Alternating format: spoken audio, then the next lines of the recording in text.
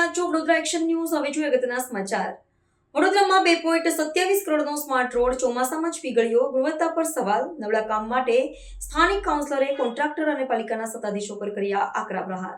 વડોદરાના smart city project હેઠળ નિર્મિત થયેલા માર્ગોની ગુણવત્તા પર ફરી એકવાર સવાલો ઊભા થયા છે.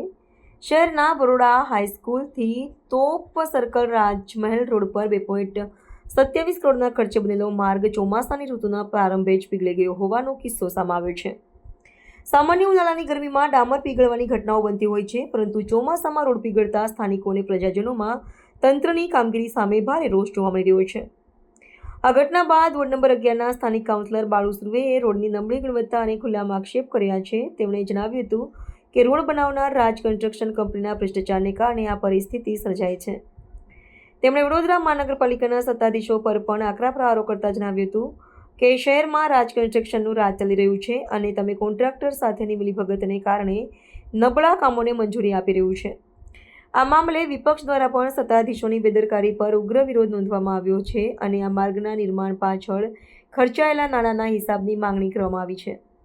આ ઘટનાએ શહેરમાં વિકાસના નામે થતા કામો અને તેના પર થતા ખર્ચ પર ફરીવાર સવાલો ઊભા કર્યા છે. નબળી ગુણવત્તાવાળા કામ સામે કડક પગલાં લેવાની અને જવાબદાર અધિકારીઓ તેમજ કોન્ટ્રાક્ટર સામે કાર્યવાહી કરવાની માંગણી પ્રબળ બની છે. અમારા વિસ્તારમાં તોપથી બરોડા સ્કૂલ સુધીનો જે રોડ છે 2.27 કરોડ ખર્ચો કરીને બનાવવામાં આવ્યો છે.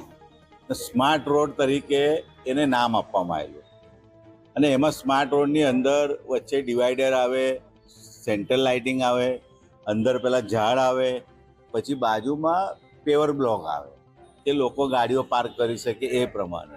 અને જે આજે પરિસ્થિતિ એવી છે રોડની, પેવર બ્લોક બાકી છે, ડિવાઈડર બાકી છે, વચ્ચેવાળું સેન્ટર ડિવાઈડર આવે અને જે ડાંબર જે સિલકોટ કર્યો છે એ સિલકોટ પર કોઈ પણ માણસ ચાલતો જાય તો ચોટી જાય, એના બૂટ ચોટી જાય, કોઈ ચંપલવાળો જાય તો ચંપલ નીકળી જાય, આગળ ના જઈ શકે. એવી બહુ ગંભીર પરિસ્થિતિ છે. એટલે ખરેખર જે પણ ઇજારદાર હશે એના પર કાયદેસર કાર્યવાહી કરવી જોઈએ અને જે અધિકારી હશે એને સુપરવિઝન ન હોવાના લીધે એવી પરિસ્થિતિ અને 2.27 કરોડ જેટલો ખર્ચો લોકોના પરસેવાના વેરાના પૈસાથી આવું કામ કરતા હોય તો ખરેખર એ કામગીરી લોકોને સારી રીતે ઉપયોગમાં આવી જોઈએ એવું કામ કરવું જોઈએ.